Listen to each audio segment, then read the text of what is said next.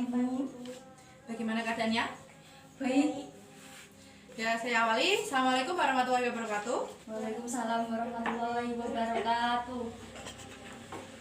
Baiklah, sebelum memulai pembelajaran pada hari ini, marilah kita berdoa menurut agama dan kepercayaan masing-masing.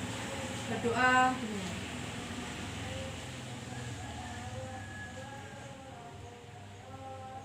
Ya, selesai. Ada yang tidak hadir hari ini? Enggak ada Bu, nihil. Nihil. Wah, nihil ini tidak pernah masuk ya sepertinya. Ya sudah, kalau seperti itu saya presensi dulu. Wafitri Rahmawati, Masuk. Qolisatul Faidah, Masuk. Yuvita Wulansari, di mana dia? Enggak masuk Bu, sakit. Oh sakit, ya sudah, nanti dijenguk ya kalau sakit. Oh, Pada pagi hari ini kita akan sama-sama belajar mengenai materi kelanjutan dari minggu lalu. Minggu lalu kita sudah belajar mengenai apa itu badan, apa itu organisasi. Nah, pada pagi hari ini kita akan bersama-sama belajar mengenai apa itu badan usaha. Nah, kalian pernah melihat ada bank, ada PLN, ada perusahaan-perusahaan seperti itu. Nah, itu merupakan suatu contoh dari badan usaha itu sendiri. Nah, badan usaha sendiri itu ada beberapa jenisnya, ada beberapa bentuknya dan contoh-contohnya.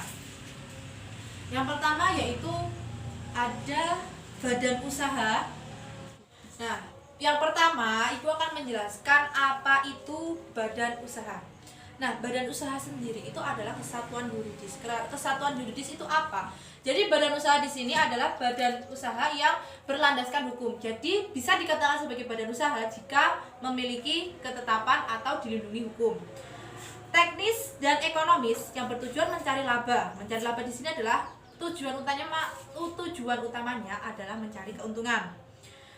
Badan usaha seringkali disebut dengan perusahaan ya. Tadi sudah Ibu jelaskan perusahaan seperti apa. Nah, adapun beberapa jenis dari badan usaha itu sendiri ya, bisa disimak di situ. Ada berdasarkan aktivitas yang dilakukan. Ada badan usaha ekstraktif, ada badan usaha agraris, industri, perdagangan dan juga jasa ya. Yang pertama yaitu ada ekstraktif. Ekstraktif sendiri itu adalah badan usaha yang berkaitan dengan alam. Jadi di situ tuh mengolah kekayaan alam. Contohnya seperti PT Pertamina. PT Pertamina itu apa? PT Pertamina itu mengolah minyak bumi menjadi bahan bakar ya. Bahan bakar itu ada minyak, ada bahan bakar solar, ada bensin, ada premium yang kalian beli itu setiap hari ya. Itu paham? paham. Selanjutnya ada badan usaha agraris. Badan usaha agraris itu ada kata agraris, berarti agraris itu adalah pertanian. Nah, di situ ada contohnya seperti perkebunan milik negara seperti kelapa sawit. Nah, itu bisa disebut sebagai perkebunan atau badan usaha agraris ya. Selanjutnya ada badan usaha industri. Industri sendiri itu adalah sebuah langkah untuk mewujudkan atau menghasilkan dari bahan mentah itu sendiri. Contohnya seperti obat-obatan. Nah, itu bisa disebut sebagai badan usaha industri, mengolah bahan mentah menjadi bahan setengah jadi atau bahan mentah menjadi bahan jadi. Itu bisa disebut sebagai badan usaha industri. Nah, ada yang ditanyakan? Tidak. Nah, kalau tidak ada yang ditanyakan, Ibu lanjutkan ya. Yang selanjutnya ada badan usaha perdagangan. Nah, disebut namanya juga, dilihat dari namanya itu sudah ada kata perdagangan. Berarti badan usaha itu hanya untuk mendagangkan saja. Contohnya seperti kalian pernah masuk ke Indomaret, Alfamart. Nah, itu contoh dari badan usaha di bidang perdagangan itu sendiri. Jadi mereka itu motonya atau tujuannya itu hanya untuk memperdagangkan barang. Nah, bisa disebut sebagai distributor barang juga bisa. Nah, itu ya. Tanpa mengubah nilai fisik, berarti dari produsen dia beli dari produsen seperti itu, hanya menjualkan lagi, dia dijual seperti itu ya. Seperti kalian kalau ada tantangan kalian jadi penjual, itu juga sebagai bisa dikatakan perdagangan. Jadi intinya tidak merubah nilai gunanya, tidak merubah bentuknya. Nah, itu yang disebut sebagai badan usaha perdagangan. Kemudian badan usaha yang bergerak di bidang jasa. Nah, namanya saja sudah badan usaha di bidang jasa. Jadi memfokuskan pada aktivitasnya itu penyedia jasa bagi masyarakat. Contohnya seperti BPJS, ya. BPJS itu bisa badan usaha bidang jasa. Contohnya lagi seperti Bank BRI. Bank BRI itu juga badan usaha di bidang jasa. Selanjutnya, tadi sudah saya jelaskan beberapa ya bentuk-bentuknya. Nah, sekarang ada lagi berdasarkan sumber modalnya itu sendiri. Kepemilikan modal atau sumber modal ada 4, yaitu badan usaha ya. Ada badan usaha milik negara atau BUMN, ada badan usaha milik daerah atau BUMD, ada badan usaha milik swasta atau BUMS, dan yang keempat itu badan usaha campuran ya. Badan usaha campuran. Badan usaha yang pertama adalah badan usaha milik negara ya. Jadi kepemilikan modalnya itu berasal dari negara, bisa dari pajak dan pungutan ya. Itu badan usaha milik negara. Contohnya apa badan usaha milik negara itu? Contohnya adalah PT POS. Nah, PT POS. POS itu milik negara, 100% dari negara. Kemudian BNI, BRI, PLN, Telkom, itu semuanya milik negara. Jadi seluruh karyawannya, seluruh pekerjanya itu digaji oleh negara. Ya. Jadi BUMN sendiri itu murni, dia itu murni dari pemerintah, semuanya dari pemerintah. Jadi apapun ditanggung oleh pemerintah. Kemudian pemerintah itu sendiri badan usaha milik negara, jadi semuanya itu dari pemerintah pusat, bukan dari daerah ataupun dari yang lainnya. Nah, itu ya. Ada yang ditanyakan sampai sini? Belum ya? Belum. Namanya sudah paham ini. Nah, selanjutnya ada lagi badan usaha milik swasta. Badan usaha milik swasta ini sendiri murni dari perseorangan. Bisa jadi perseorangan itu join dari si A dan si B itu mempunyai modal. Nah, modal itu bisa digabungkan. Itu swasta, murni dari swasta, bukan dari, tidak ada sangkut pautnya dari pemerintah, ya. Tidak ada sangkut pautnya dari pemerintah. Jadi itu umpamanya saham ya, saham dari pengusaha ini, pengusaha itu. Nah, itu pemegang sahamnya dari perseorangan, bukan dari pemerintah ya, bukan dari pemerintah. Jadi BUMS itu dia berdiri sendiri tanpa adanya campur tangan pemerintah. Contoh seperti Indofood. Indofood itu terdiri dari beberapa divisi. Ada Indomie, ada Sarimi, itu divisi mie ya, ada begitu. Jadi seperti Unilever itu juga dari BUMS sendiri. Terus kemudian Dua Kelinci, nah itu juga BUMS. Jadi banyak ya contohnya dari BUMS sendiri. Nanti kalian juga bisa dilihat sehari-hari kalian jika ini dari ini makanan ini. Nah ini itu BUMS apa BUMN gitu ya, bisa dipahami? Bisa. Saya. Kemudian selanjutnya lagi ada badan usaha milik daerah. Badan usaha milik daerah ini hampir sama seperti BUMN, tapi kalau perusahaan ini dimiliki oleh pemerintah daerah, bisa pemerintah provinsi atau pemerintah kabupaten ya. Contohnya dari BUMD itu ada Bank Jatim, Bank Jateng, itu dari daerah. Bank Perkreditan Rakyat atau Bank BPR itu juga bisa disebut sebagai badan usaha milik daerah ya. Kemudian yang keempat yaitu yang mungkin jarang kalian dengar ya. Yaitu ada badan usaha campuran. Badan usaha campuran itu apa, Bu? Badan usaha yang gimana? Seperti apa badan usaha itu ya? Badan usaha campuran itu modalnya campuran dari pihak pemerintah dan pihak swasta, itu join ya. Ibaratnya joint venture. Joint venture itu dari 2 atau lebih orang untuk melakukan kerjasama di bidang bisnis seperti itu. Bisa dari pemerintah dengan swasta atau swasta dengan swasta. Itu kembali lagi motif utamanya atau tujuan utamanya adalah untuk memperoleh keuntungan ya. Memperoleh keuntungan Nah, kembali lagi ke badan usaha campuran. Badan usaha campuran itu seperti apa? Antara pihak pemerintah dan pihak swasta itu dia bekerja sama. Modalnya dikumpulkan kemudian dikembangkan menjadi suatu usaha, ya. Seperti itu. Ada yang ditanyakan? Sudah mulai lesu atau bagaimana? Atau dengan keadaan yang berpuasa ini harus tetap semangat. Kita harus tetap semangat. Kita tidak boleh loyo, ya. Kalau kita semangat dari diri kita sendiri, apapun kegiatannya, apapun pembahasan dan pelajarannya, kita harus tetap semangat, ya. Oke, ada yang ditanyakan lagi sebelum saya lanjutkan? Ya, silahkan. Mbak Kolis, ada yang ditanyakan? Ada. Ya, silahkan. Identifikasikan kelemahan pada badan usaha. Ya, nah pada usaha sendiri itu ada beberapa. Upsi. Ayo, Mbak. Wis mulai iki. Ya. Silakan. Ada yang ditanyakan, teman-teman? Ada. Ya, silakan Mbak Kolis untuk bertanya. Identifikasikan kelemahan pada badan usaha perseorangan. Nah, betul.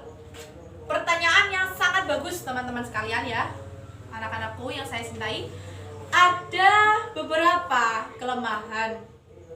Sengaja tidak saya jelaskan biar kalian itu tanya, biar kalian itu kritis dalam mengikuti suatu pembelajaran, ya. Itu bisa digunakan kalian untuk bertanya, apa yang belum ibu dijelaskan itu apa, dicari salahnya. Betul sekali, pintar sekali Mbak Kolis, ya. Saya jawab, ada beberapa kelemahan yang saya catat, ya. Yang pertama tadi relatif mudah dibubarkan. Karena apa? Ikatan hukum atau perlindungan hukum dari pemerintah itu lebih besar ke BUMN daripada milik perseorangan. Nah, itu. Kenapa relatif mudah dibubarkan? Ya seperti itu. Kalah persaingan juga bisa, ya. Kemudian adanya tanggung jawab yang tidak terbatas. Ada yang tahu? Maksudnya tanggung jawab tidak terbatas itu seperti apa? Enggak, Bu, coba jelaskan. Masa tidak tahu? Enggak. Ya, saya jelaskan ya. Tanggung jawab yang tidak terbatas itu apa? Jika memiliki kerugian atau keberangkurutan atau pilot, ya, ibaratnya pilot di suatu perusahaan. Nah, dia itu menanggung resiko itu menanggung sendiri gitu. Jadi seberat apapun kerugian itu, sebangkrut apapun itu ditanggung sendiri. Nah, itu kelemahannya dari perseorangan. Jadi tidak ada yang menanggung, ibaratnya ya wes lah. Itu tanggung jawabnya sendiri. Kalau untung ya itu sendiri untuk dirinya sendiri. Kalau umpamanya dia rugi, ya wes ditanggung dia sendiri gitu. Jadi tidak ada yang mau nanggung kalau seperti itu, ya. Gitu. Seluruh keuntungan, ya. Memang seluruh keuntungan itu untuk dirinya sendiri. Tapi ya tadi kalau rugi ya sudah rugi gitu. Jatuh, kalau sekalian jatuh ya jatuh gitu. Ya. Sampai sini jelas? Jelas. Ya, jelas, ya. Tadi sudah sampai mana? Penjelasan Ibu sampai mana? Sampai mana? Ada yang tahu? Nah, kalau seperti itu disimak ya, ya. Tadi saya menjelaskan tentang badan usaha campuran. Selanjutnya ada jenis usaha ya. Jenis usaha berdasarkan wilayah yang ditempati. Nah, wilayah ditempati itu ada apa saja, Bu?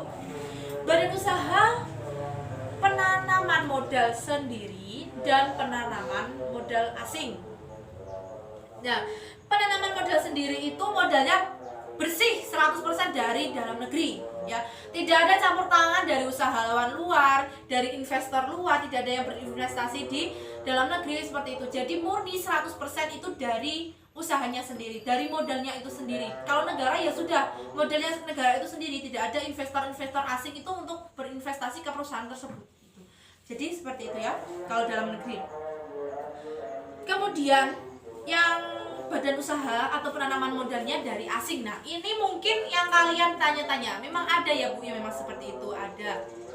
Kalian pernah minum Yakult?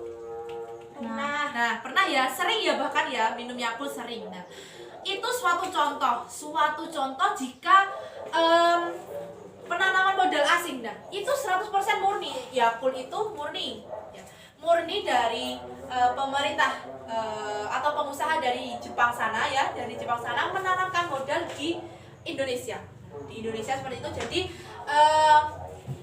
penanamannya modal itu 100% murni dari investor luar itu menanamkan modal di Indonesia. Jadi tidak ada sangkut pautnya dari pemerintah Indonesia. Semuanya 100% dari luar negeri. Tuh, ya. Untuk contohnya untuk perusahaan penanaman modal di perusahaan penanaman modal asing, ya, seperti itu. Nah, sampai sini sudah Ibu jelaskan dari tadi mengenai jenis-jenisnya, ya. Kemudian ada lagi bentuk. Nah, apa sih Bu perbedaan bentuk dan juga jenis? Hampir sama sebenarnya, hampir sama. Namun di sini ada lagi dijelaskan, ada BUMN, BUMS, dan juga ada koperasi. Nah, di sini ada koperasi. Namanya BUMN itu ada 3 badan usaha BUMN, ya, dibagi menjadi 3 bentuk. Yang pertama adalah Perjan, ya, Perjan, Perum, dan Persero. Persero atau PT, ya, mungkin kalau kalian tahu, kalau PT Pertamina, PT BRI. Kalau Perjan itu yang bagaimana, Bu? Ya, Perjan itu adalah pada pelayanan masyarakat. Perjan itu PT KAI itu dulu Perjan, ya. Dulu Perjan, sekarang adalah PT. Kalau dulu PJKAI, kalau sekarang PT, ya. Kalau dulu Perjan Kereta Api Indonesia, kalau sekarang Perseroan Terbatas. Jadi dulu kereta api itu bentuknya Perjan, bukan PT. Kalau sekarang sudah bentuknya PT, ya. Sudah bisa dipahami? Bisa. Nah, Perum, sekarang Peruri, Perusahaan Umum Percetakan Uang Republik Indonesia. Itu juga contoh dari perusahaan umum. Perum adalah perusahaan umum. Perum Pegadaian, Perum Meruri, Perumnas, itu bisa juga. Yang Perum, nah, itu contoh dari BUMN, ya. Kemudian Persero lah. Ini bentuk dari BUMN yang selanjutnya adalah Persero itu apa? Perseroan Terbatas atau PT itu berfokus mencari keuntungan yang sangat maksimal. Nah, di sini itu yang sangat berfokus pada mencari keuntungan itu adalah di PT. Di PT itu berfokus mencari keuntungan, bisa saja Jasara Harja, bisa, ya. Jasara Harja itu berasal dari mana, Bu? Kenapa orang meninggal itu bisa dapat tunjangan sebegitu besarnya, dari mana, gitu kan? Kalau bisa dari kendaraan bermotor atau pajak yang sifatnya itu di jalan, ya. Di jalan itu dimasukkan ke Jasara Harja, itu bisa. Nah, kemudian PT BRI. BRI memang ada keuntungan dari mana? Nah, pajak itu keuntungan apa? Pajak itu merupakan keuntungan dari masyarakat kepada BRI, ya, kemudian masuk dalam keuntungannya pemerintah sendiri, gitu. Jadi pajak itu keuntungan bagi bank, ya. Bank atau itu sendiri, pajak itu merupakan suatu keuntungan. Pajak atau bunga lah, ya, intinya bunga, bukan pajak, bunga itu sendiri adalah keuntungan dari BRI, gitu. Ada Telkom dan masih banyak lagi, ya. Telkom, ada Telkomsel, gitu. Tapi kalau Indosat itu sudah miliknya BUMS, bukan BUMN lagi. Kemudian BUMS ada bentuknya adalah yang pertama firma, ya. Firma itu minimal 2 orang atau lebih. Ada namanya sekutu aktif dan sekutu pasif, ya.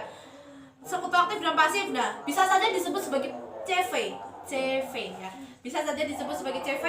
Kalau kalian pergi ada di CV apa itu ada namanya sekutu pasif dan sekutu aktif. Nah, sekutu pasif itu yang bagaimana? Nah, sekutu pasif itu dia hanya menyalurkan modal saja, tidak ikut serta dalam kegiatan organisasi tersebut. Jika sekutu aktif itu dia mengikuti kegiatan, dia aktif, dia nanam modal, dia mengikuti kegiatan tersebut, ya. Jadi keuntungannya lebih besar, seperti itu, ya. Keuntungan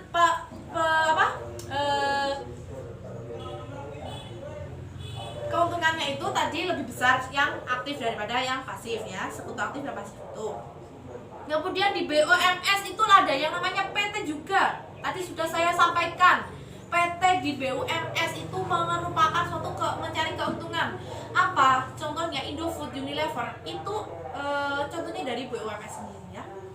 Kemudian yang ketiga yang belum Ibu sampaikan tadi adalah koperasi ya. Koperasi di sini ada koperasi konsumsi, koperasi kredit jasa produksi dan serba usaha. Itu nanti bisa tolong dicatat ya anak-anak nanti untuk kerja kalian di rumah. Coba kalian cari pengertian dari atau deskripsi atau penjelasan dari koperasi, baik itu koperasi konsumsi, kredit jasa produksi dan serba usaha. Bisa dipahami semua? Bisa. Saya. Oke, ada pertanyaan? Tidak. Nah, kalau tidak ada pertanyaan, sekarang Ibu yang akan tanya pada kalian ya. Coba dijawab. Mbak Fitri Rahmawati, silakan ya untuk dijawab ya. Tadi saya sudah jelaskan panjang lebar mengenai badan usaha milik negara, badan usaha milik swasta, daerah gitu ya. Sekarang berikan saya contoh badan usaha yang menggunakan penanaman modal asing. Tadi apa sudah saya jelaskan? Penanaman modal asing tadi coba apa? Mbak Fitri Rahmawati. Betul. Jawabannya Yakult, Bu, karena dari Jepang menanamkan modal di Indonesia untuk menjalankan usahanya. Nah, betul sekali jawaban dari Mbak Fitri ya, teman-teman sekalian. Betul sekali karena tadi sudah saya jelaskan bahwa Yakult itu menanamkan modal di Indonesia itu berupa modal. Mereka menanamkan modal 100% dari sana untuk menjalankan usahanya di Indonesia ya. Ada pertanyaan lagi mungkin? Tidak. Ya, tidak ya. Saya rasa itu materi pada pagi hari ini. Tetaplah semangat walaupun ini sedang ada corona atau sedang berpuasa ya. Intinya selalu jaga kebersihan, selalu berdoa dan jaga kesehatan kalian. Ya. Tetap rendah diri, tetap rendah hati walaupun apapun keadaannya, kalian harus tetap semangat. Jangan sampai kalian malas untuk belajar ya. Paham? Paham. Nah. Oh ya, untuk kerja kalian di rumah tadi Ibu sudah menyuruh kalian ya tadi, menginstruksikan kalian untuk mengerjakan tadi ada macam-macam koperasi tadi ya. Tadi dijelaskan apa itu koperasi. Kemudian ada tugas tambahan dari Ibu dikumpulkan untuk minggu depan ya, teman-teman sekalian. Ini wajib dikerjakan. Ini merupakan satu evaluasi bagi kalian untuk pelajaran hari ini. Saya doakan kalian bisa lancar mengerjakan ya. Jangan sampai meminta jawaban dari teman kalian.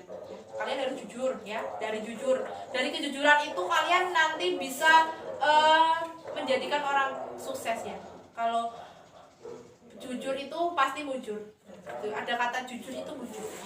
Saya percaya pada kalian pasti bisa mengerjakan soal-soal seperti ini ya. Ini nanti rumahnya Yuvita dekat dengan siapa ya? Saya mau menitipkan ini. Dengan Kolis, Bu. Oh, dengan Kolis. Ya sudah. Saya titipkan Kolis ya. Iya. Nih. Ya, sudah ya.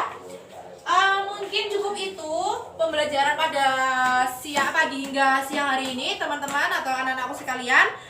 Apabila ada tutur kata atau penjelasan Ibu yang kurang jelas, silakan untuk ditanyakan kembali. Saya terbuka ya untuk kalian. Bisa nanti di ruang guru atau kalian bisa WA saya atau Bu saya tadi belum bisa untuk materi ini. Coba dijelaskan kembali. Nah, saya terbuka untuk kalian ya. Jangan kalian itu takut pada guru kalian. Jangan takut tapi harus sopan ya. Untuk itu, marilah kita tutup dengan doa ya, dengan doa semoga pembelajaran pada hari ini bermanfaat bagi kita semua. Doa. Nah, selesai. Saya akhiri. Assalamualaikum warahmatullahi wabarakatuh. Waalaikumsalam warahmatullahi wabarakatuh.